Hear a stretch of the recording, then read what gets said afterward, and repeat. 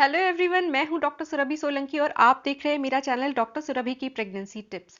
आज इस वीडियो में मैं आपको बताऊंगी कि अगर पीरियड्स के दौरान आपको ब्लड कम आ रहा है तो इसके क्या कॉजेस हो सकते हैं, इसमें कोई चिंता की बात होती है कि नहीं, ये सारी बातें आज मैं आपको इस वीडियो में बताने वाली हूं। तो चलिए वीडियो को शुरू करते हैं बिना किसी देरी के।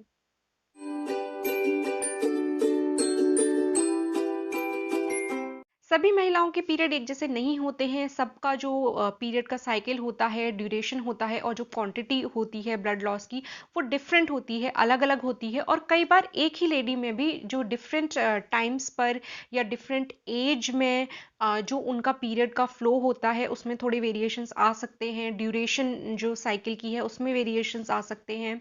तो नॉर्मली जैसे कि आप लोग सब जानते ही हैं कि 3 से 4 दिन का पीरियड होता है ज़्यादातर लेडीज़ को। तो इसमें भी एक रेंज होती है जिसको कि नॉर्मल रेंज कंसिडर किया जाता है कि अगर 2 से लेकर 7 दिन तक का पीरियड आ रहा है तो उसको नॉर्मल ही माना जाता है। अब यहाँ पे हम बात करें स्कैंटी पीरियड्स की, यानी कि लाइट पीरियड्स, जो हल्के पीरियड्स अगर होते हैं तो वो कब माना जाएगा? इस कंडीशन को मेडिकल लैंग्वेज में हाइपोमेनोरिया बोला जाता है।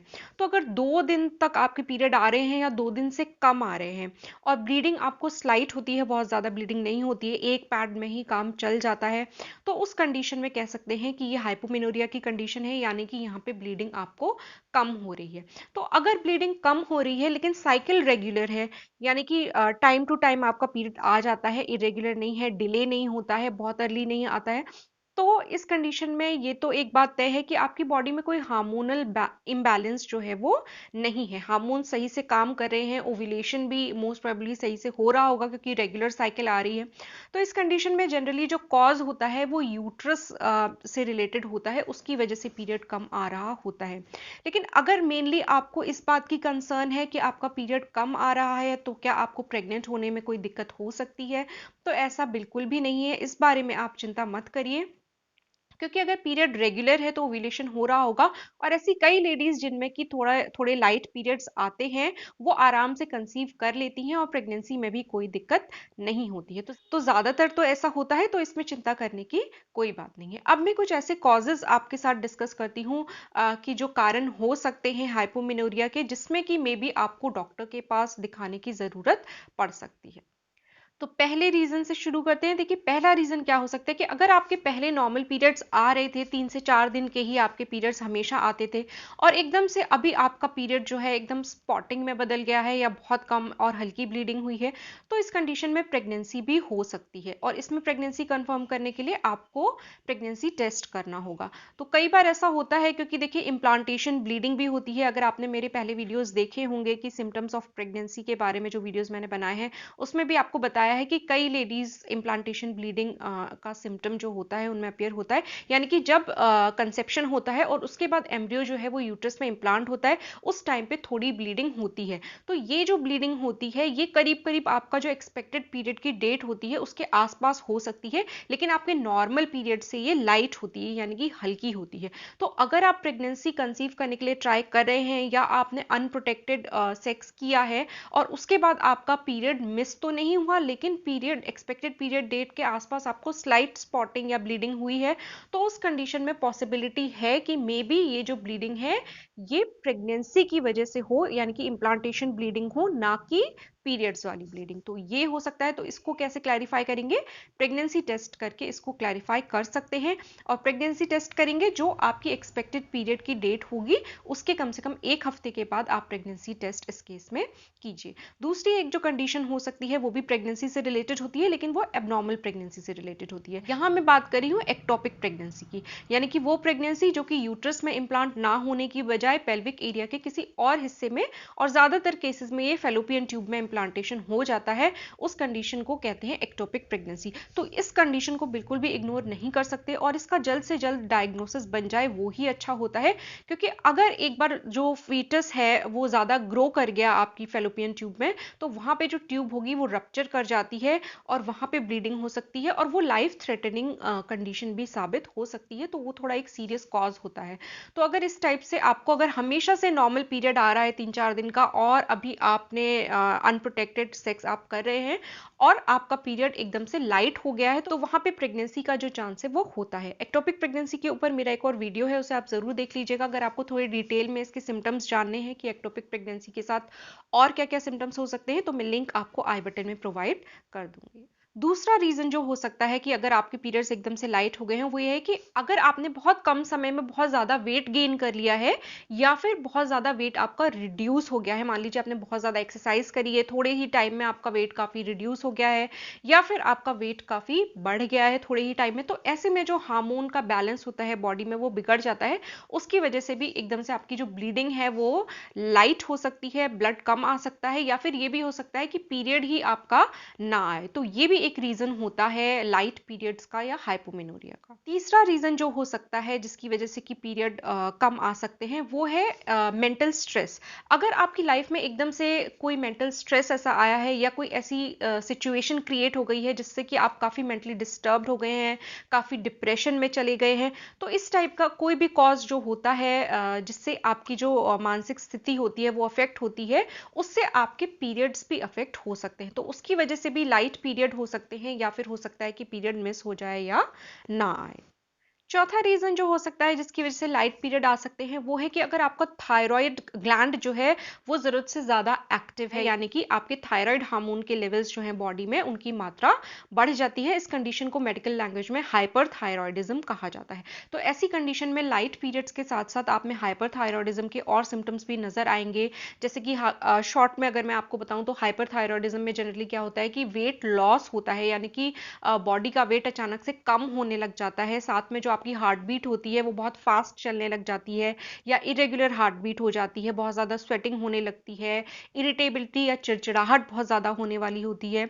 तो इस तरीके से ये कुछ हाइपरथायरॉयडिज्म के सिम्टम्स होते हैं जो कि अगर आपको लाइट पीरियड के साथ मिल रहे हैं तो उस कंडीशन में भी आपको डॉक्टर से कंसल्ट कर लेना चाहिए। पांचवा रीजन जो हो सकता है लाइट पीरियड्स होने का, वो है कि अगर आप ओरल कॉन्ट्रासेप्टिव पिल्स यानी कि गर्भ निरोधक गोलियां यूज कर रहे हैं तो उसका एक असर ये भी होता है कि पीरियड थोड़ा लाइट हो जाता है।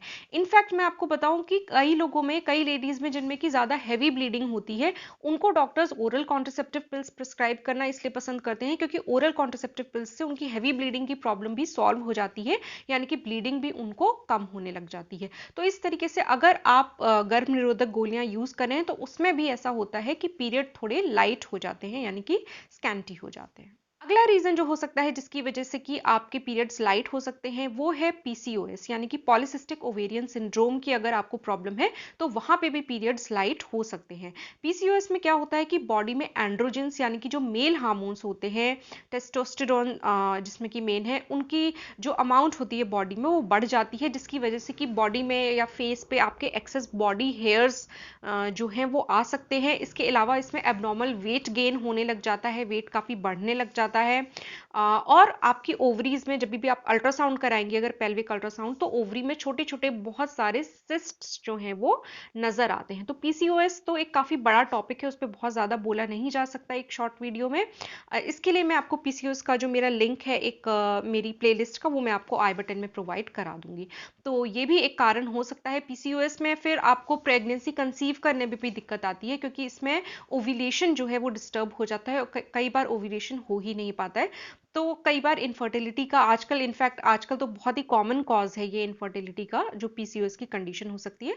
तो इसमें भी आपके लाइट पीरियड्स या हाइपोमेनोरिया की कंडीशन डेवलप हो जाती है। अगला रीजन जो पॉसिबल है वो है मेनोपॉज। हो सकता है कि आपकी एज जो है वो अब मेनोपॉज की आ रही हो, यानी कि 40s में आप हो या 45 के बाद जनरली, क्योंकि जब मेनोपॉज आने वाला होता है उसके पहले का जो पूरा फेज होता है कुछ सालों का, उसी में कुछ बॉडी में या पीरियड्स में चेंजेस आने स्टार्ट हो जाते हैं। तो मेनोपॉज के बारे में तो मेरे काफी वीडियोस हैं, एक प्लेलिस्ट है पूरी मेनोपॉज से रिलेटेड, उसका भी लिंक मैं आपको आई बटन में दे दूंगी। अगर आपको डिटेल में जानना है तो आप वो प्लेलिस्ट देख सकते हैं। तो क्या होता है कि जब मेनोपॉज आने वाला होता है तब भी क्या होता है कि पीरियड में चेंजेस आते हैं।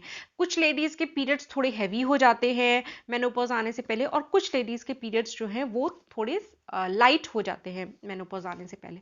तो अगर आपके लाइट पीरियड्स हो गए हैं और आपकी एज भी अभी आ रही है ऐसी मेनोपॉज की, तो हो सकता है कि उस वजह से आपके पीरियड्स लाइट हो गए हो। अगली कंडीशन जो पॉसिबल है वो है सर्वाइकल स्टेनोसिस की। इस कंडीशन में भी ब्लीडिंग थोड़ी कम हो जाती है।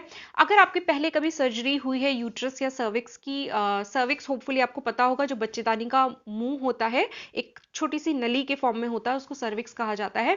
तो अगर पहले आपकी कोई सर्जरी हुई है तो उस कंडीशन में हो सकता है कि सर्विक्स जो है यानी कि बच्चेदानी का मुंह, वो उसकी ओपनिंग जो है वो नैरो हो जाती है, पतली हो जाती है या फिर बंद हो जाती है। उस कंडीशन को सर्वाइकल स्टेनोसिस कहते हैं। तो या तो पहले सर्जरी भी हो, उस वजह से भी हो सकता है। इसके अलावा जब बॉडी में लो ईस्ट्रोजन लेवल्स होते हैं, यानी कि ईस्ट्रोजन हार्मोन के लेवल्स कम हो जाते हैं, जैसा कि पेरीमेनोपॉज की कंडीशन में होता है, यानी कि मेनोपॉज आने से पहले के जो कुछ साल होते हैं उसमें ऐसा हो सकता है। तो वहां पे भी जो सर्वाइकल ओपनिंग है वो नैरो हो सकती है। तो उस कंडीशन में क्या होता है कि ब्लड अंदर तो होता है लेकिन ठीक से वो एक्सपेल आउट नहीं हो पाता है। तो अगर आपको लाइट ब्लीडिंग हो रही है और साथ में क्रैम्पिंग भी बहुत हो रही है, तो उस कंडीशन में आप डॉक्टर से जरूर कंसल्ट कीजिएगा, क्योंकि हो सकता है कि सर्वाइकल स्टेनोसिस की वजह से ऐसा हो रहा हो। अगला रीजन जो पॉसिबल है कम ब्लीडिंग होने का वो है एशरमैन्स सिंड्रोम। इसमें क्या होता है कि जैसे कि डीएनसी आप लोग कराते हैं, अगर सर्जिकल अबॉर्शन होता है वहां पे, उसको डीएनसी कहते हैं। तो वहां पे जनरली कई लेडीज को तो कोई प्रॉब्लम नहीं होती है, लेकिन कभी कभी क्या होता है कि वहां पे स्कार टिश्यू फॉर्मेशन हो जाता है, जिसकी वजह से यूट्रस की जो वॉल्स होती हैं वो एक दूसरे से चिपक जाती हैं। इसको एशरमैन्स सिंड्रोम कहा जाता है। तो इस कंडीशन में भी आपकी ब्लीडिंग जो है वो लाइट हो जाती है। तो अगर आपने डीएनसी कराई है और डीएनसी कराने के बाद से आपके जो ब्लीडिंग है वो काफी हल्की हो गई है, तो उस कंडीशन में ये जो मैंने आपको सिंड्रोम बताया ये कॉज हो सकता है। तो ऐसे में आपको डॉक्टर से मिलना होगा और मे बी आपके जो स्कार टिश्यूज हैं उनको रिमूव करने कराने के लिए थोड़ी सी सर्जरी की वहां पे जरूरत पड़ सकती है। अगला रीजन जो हो सकता है, बहुत रेयर है लेकिन कभी कभी ये रीजन भी हो सकता है कि अगर आपको चाइल्ड बर्थ के दौरान काफी ब्लीडिंग हुई है या उसके बाद काफी ज्यादा ब्लीडिंग हुई है, तो बॉडी में वहां पे ऑक्सीजन की कमी की वजह से जो पिट्यूटरी ग्लैंड होता है उसको थोड़ा डैमेज हो सकता है, जिसकी वजह से जो हार्मोन्स का प्रोडक्शन होता है वो प्रॉपरली नहीं हो पाता है। और उस कंडीशन में भी आपकी जो मेंस्ट्रुअल साइकिल है वो अफेक्ट हो जाती है और वहां पे भी फिर स्लाइट ब्लीडिंग हो सकती है। तो इस तरीके से ये कुछ कॉजेज होते हैं जो कि अगर आपका पीरियड्स के दौरान ब्लड कम आ रहा है तो ये कारण हो सकते हैं। हालांकि ज्यादातर लेडीज में अगर हमेशा से शुरू से ही पीरियड कम आता है लेकिन रेगुलर आ रहा है तो ऐसे में कोई प्रॉब्लम आमतौर पे होती नहीं है। प्रेगनेंसी भी कंसीव करने में कोई दिक्कत ऐसी नहीं होती है, सब नॉर्मली रहता है। लेकिन जैसा कि जो मैंने आपको रीजंस बताए जो थोड़े एबनॉर्मल हो सकते हैं, उस कंडीशन में आपको थोड़ा सा कॉशियस रहने की जरूरत है और मे बी डॉक्टर को कंसल्ट करने की भी जरूरत पड़ सकती है। तो होपफुली आज का ये वीडियो आपको कुछ अच्छा लगा होगा, काम का लगा होगा। अगर अच्छा लगा है तो वीडियो को लाइक कीजिए और मेरे चैनल को सब्सक्राइब कीजिए। मैं आपसे मिलूंगी अपने अगले वीडियो में, तब तक के लिए अपना ख्याल रखिए।